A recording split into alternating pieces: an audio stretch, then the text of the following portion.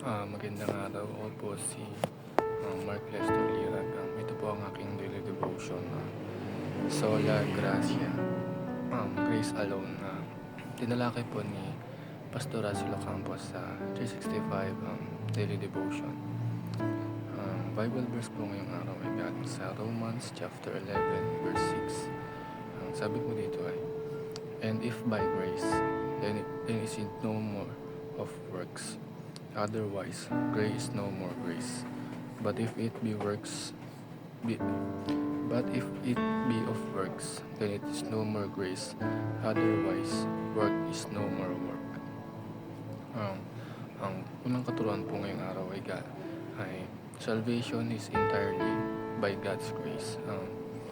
Ang kaligtasan ay nakakamtam natin dahil ito ay biyaya galing sa Diyos. At hindi natin ito pinagtatrabahuan at hindi natin ito binabayaran upang tayo ay maligtas.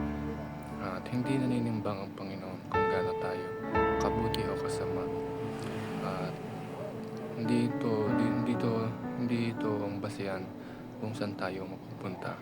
Katulad sa judge na na kahit gaano tayo kabuti pero kung meron tayong nagawang kasalanan ay dapat tayo ay patungan ng parusa. Hindi mo pwedeng suhulan ang Diyos ng mabuting gawa para mapatawad ang ating mga kasalanan. Kailangan talaga natin si Kristo, kailangan natin maniwala at sumunod sa Kanya upang tayo ay mapatawad sa ating mga kasalanan.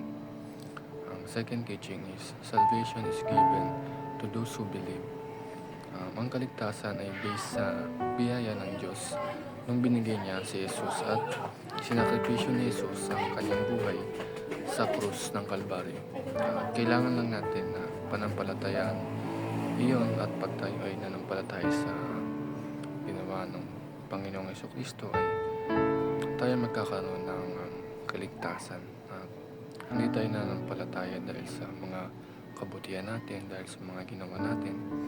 Nananampalataya kay Jesus doon sa ginawa niyang pagkasakripisyo sa krus.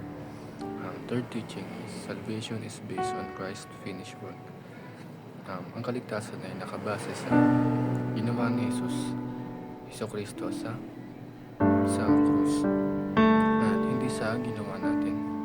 At yung ginawa ng Panginoong Jesucristo ay isang finished work. Kaya ang sinabi niya ay yung bago siya mawala ng hininga ay He's finished. Ang problema lang sa ating mga tao ngayon ay akala natin ay hindi pa sapat yung ginawa ni Jesus. Kaya akala natin na kailangan nagdagan natin ng mga kabutihan upang tayo ay maligtas sa ating mga kasalanan. Pero hindi na kailangan yun. Ang kailangan lang natin is manampalataya sa ginawa ni Jesus sa krus at maniwala sa Kanya. Ang realizations ko sa devotion ngayon ay kailangan lang natin na maniwala at manampalataya sa ginawa ni Jesus sa krus. At hindi na natin kailangan dagdagan pa ito dahil ito ay sapat na biyaya na binigay ng Diyos sa atin upang tayo ay maligtas sa ating mga kasalanan. Yun lamang po.